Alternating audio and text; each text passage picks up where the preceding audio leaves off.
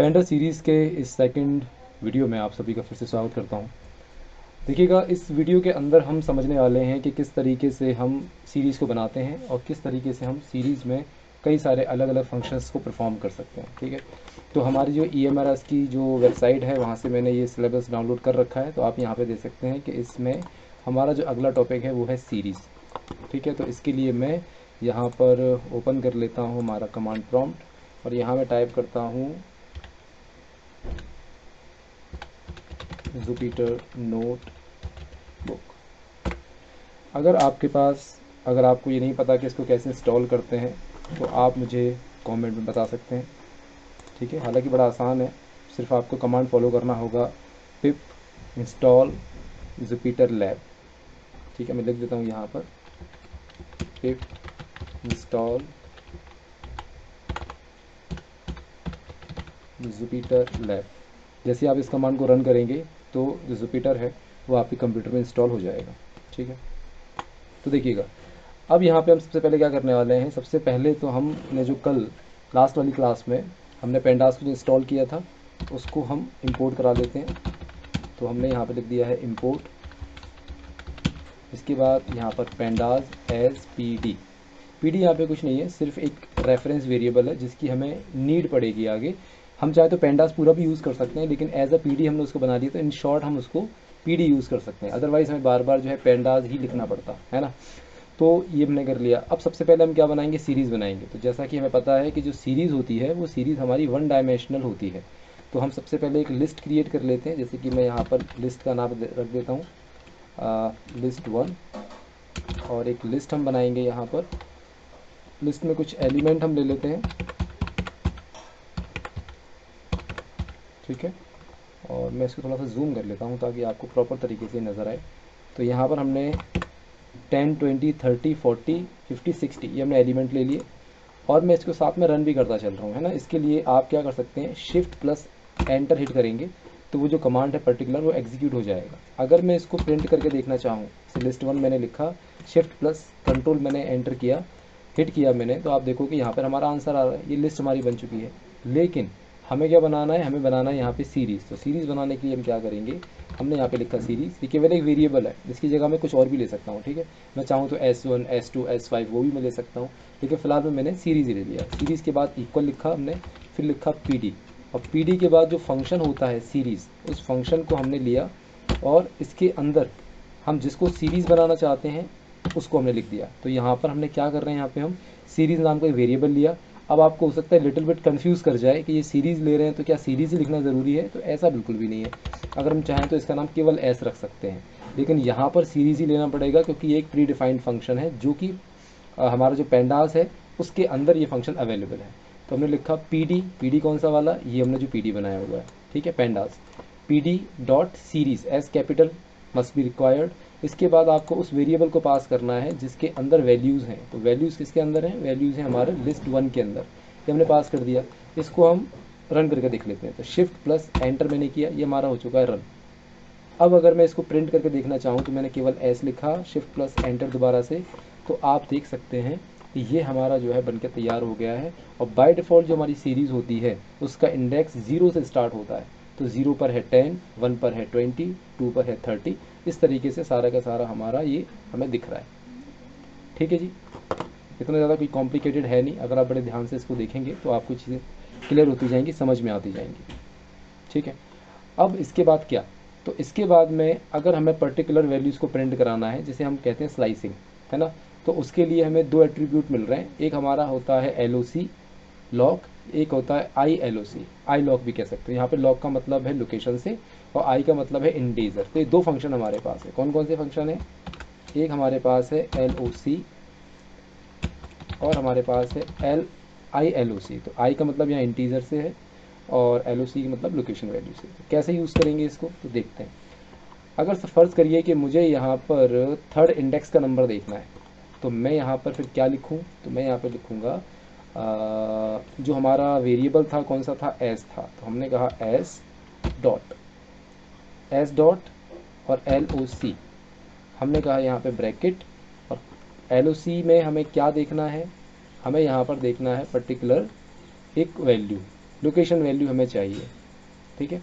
और अगर हमें इंडेक्स देखना है केवल इंडेक्स की वजह से, तो हमने यहाँ पर लिखा आई, और आई लोकेशन के बाद कोई भी इंडेक्स जो यहाँ पर अवेलेबल है वो आप यहाँ पास कर सकते हैं। मैंने दे दिया 0।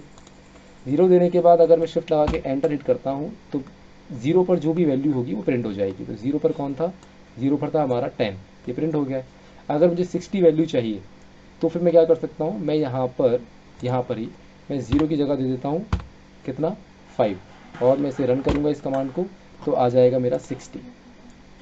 ये आई लोकेशन है। आई का मतलब है इंडेक्स, इंडेक्स वाइज ये आपका एक्सेस करता है। कौन से इंडेक्स, जो बाय डिफ़ॉल्ट इसमें अवेलेबल होते हैं, ठीक है।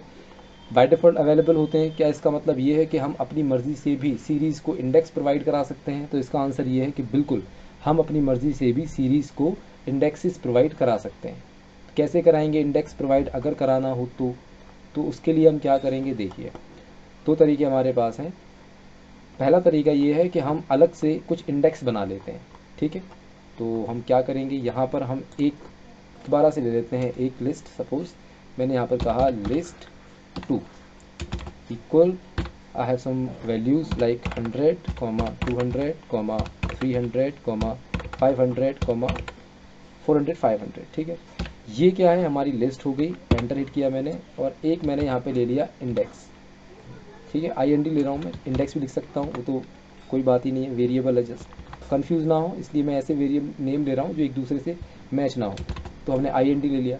अब यहाँ पे हम इंडेक्स बना देते हैं। तो इंडेक्स हमने किस में बना दिया, जैसे मान के चलो मैंने यहाँ पे इंडेक्स दे दिया। पहला इंडेक्स है मेरा 10, फिर है मेरा 20, फिर है मेरा 30, फिर है मेरा 40, फिर है मेरा 50। कितनी वैल्यूज हमारे पास, 5 है।